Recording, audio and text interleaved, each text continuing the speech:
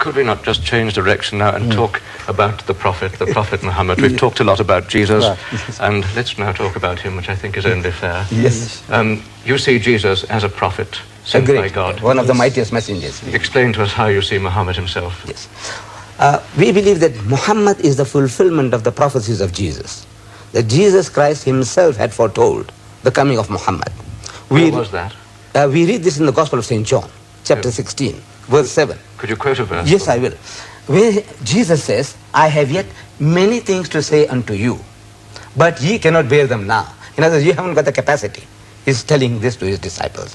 Howbeit, when he, the Spirit of truth, is come, he will guide you into all truth. For he shall not speak from himself, but what things shall he hear, that shall he speak. And he shall declare unto you the things that are to come. He shall glorify me.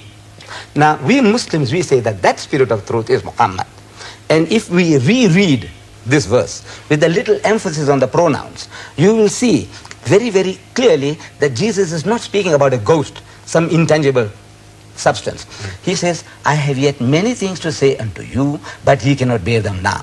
Howbeit, when he, the Spirit of truth, is come, he will guide you into all truth. For he shall not speak from himself, but what things so shall he hear, that shall he speak, and he shall declare unto you the things that are to come. He shall glorify me.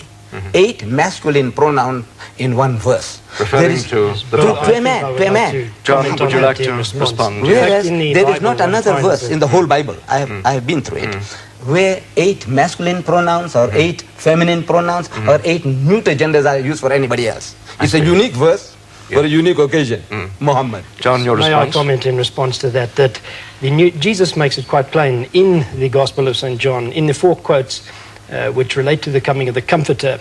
Firstly, that the Comforter would be the Holy Spirit. He says to his disciples, he says, when the Comforter comes, the Holy Spirit whom I will send to you from the Father.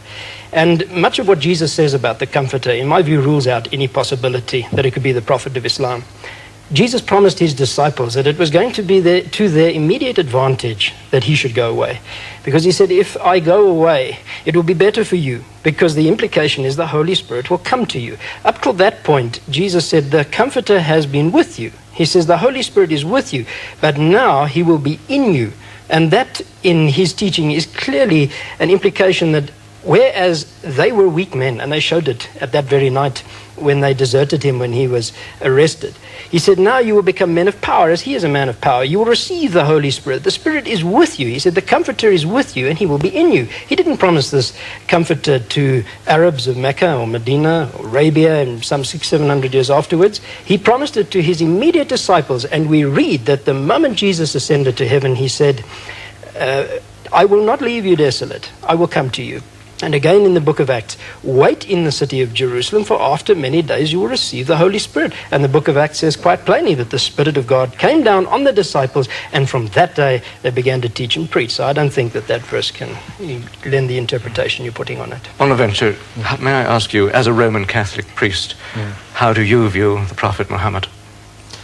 I would say myself that the Prophet Muhammad, as the Second Vatican Council said, is part of God's historical plan of salvation, coming with a message about the one Creator God and bringing God's law and a message of morality to a people who were at that time a pagan people who didn't know God, who worshipped idols, who were spiritually underdeveloped. And that Muhammad has a part in God's whole plan of salvation for mankind. Well, I think it can be said from this discussion that there is, at present, somewhat more accommodation on the Islamic side for the founder of Christianity than there is on the Christian side for the founder of Islam. What the significance of that is, we leave it to you, the viewer, to determine. But I do hope you will agree with us that it's a good thing that we are talking together. Goodbye.